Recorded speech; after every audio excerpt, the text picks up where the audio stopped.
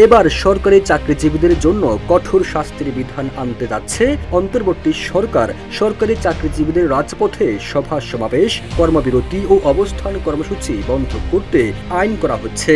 কোনো কর্মচারী এসব অপরাধে অভিযুক্ত হলে ৮ দিনের নোটিশে চাকরিচ্যুত করা যাবে। এজন্য প্রয়োজন হবে না তদন্তের। ৪.৫ দশক আগের সামরিক আমলে প্রণীত সরকারি কর্মচারী অধ্যাদেশ ১৯৭৯ এর কয়েকটি ধারা ফের যুক্ত করা হচ্ছে।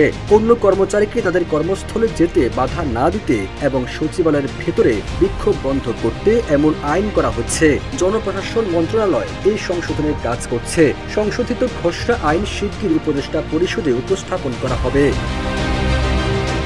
সংশোধিত খসড়ায় বলা হয়েছে, কোনো কর্মচারী যদি নিজে অনুপস্থিত থাকেন, অন্যকে অনুপস্থিত থাকতে উস্কানিও দেন কিংবা দাপ্তরিক শৃঙ্খলা বিঘ্ন করেন, তাহলে তিনি অপরাধী হিসেবে বিবেচিত হবেন। এক্ষেত্রে তদন্ত ছাড়াই তাকে চাকরিচ্যুত করা যাবে। প্রয়োজনে বেতন কর্তনের মতো শাস্তিও দেওয়া যাবে। ওয়ালটন আবারও মিলিয়নিয়ার অফারে ওয়ালটন ফ্রিজ কিনে আপনিও হয়ে যেতে পারেন মিলিয়নিয়ার।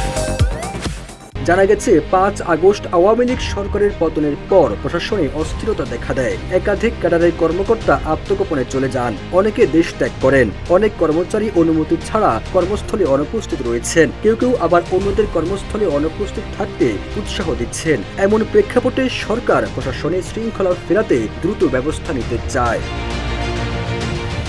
সংশোধিত খসড়া বিশ্লেষণ করে দেখা গেছে, অভিযুক্ত কর্মচারীকে ২ থেকে ৫ দিনের মধ্যে কারণ দর্শানোর সুযোগ দেওয়া হবে। চাইলে ব্যক্তিগত শুনানির সুযোগ মিলবে। এরপরও সংশ্লিষ্ট কর্তৃপক্ষ তাকে দোষী মনে করলে ৩ দিনের মধ্যে চূড়ান্ত নোটিশ দিয়ে চাকরিচ্যুত করা যাবে।